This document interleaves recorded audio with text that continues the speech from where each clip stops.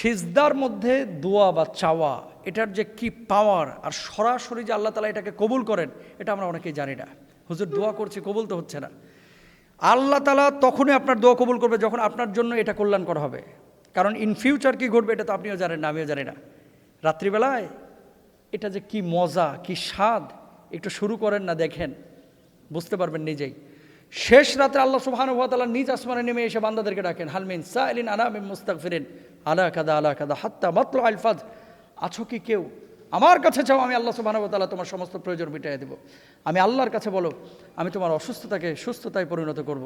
আমার কাছে বলো, তোমার সমস্ত প্রয়োজনগুলো আমি মিটিয়ে দেব। তুমি রিজকের সংকটে আছো, আমার কাছে বলো, আমি আল্লাহ তাআলা তোমার রিজিকের সংকটকে দূরীভূত করে দেব। শেষ রাত্রে নামাজের মুসল্লাটা বিছিয়ে দিয়ে, জায়নামাজটা বিছিয়ে সবাই যখন পিনপতন নীরবতায় আছে, সিজদায় পড়ে যান। পৃথিবীর যত চাওয়া আছে, চাকরি হচ্ছে না, ভার্সিটিতে চান্স হচ্ছে না, ভালো কোনো ক্যারিয়ার আপনার কাছে এখনও ধরা দিচ্ছে না, ভালো কোনো রুটি রুজির ব্যবস্থা এখনও হচ্ছে না, সব চাওয়াগুলো আল্লাহর কাছে আপনি পেশ করেন। পৃথিবীর মানুষ আপনাকে ঠকাইতে পারে ভাই, আল্লাহ আপনাকে ঠকাবে না। যদি চাওয়ার মতো চাইতে পারেন, ডাকার মতো যদি ডাকতে পারেন, আল্লাহ সুবহানাহু ওয়া তাআলা আপনার ডাকে সাড়া দিবেন। তবে ডাকার মতো ডাকতে হবে। উদউনি আস্তাজিব লাকুম, আমাকে ডাকার মতো ডাকো, আমি আল্লাহ তোমাদের ডাকে সাড়া দিব।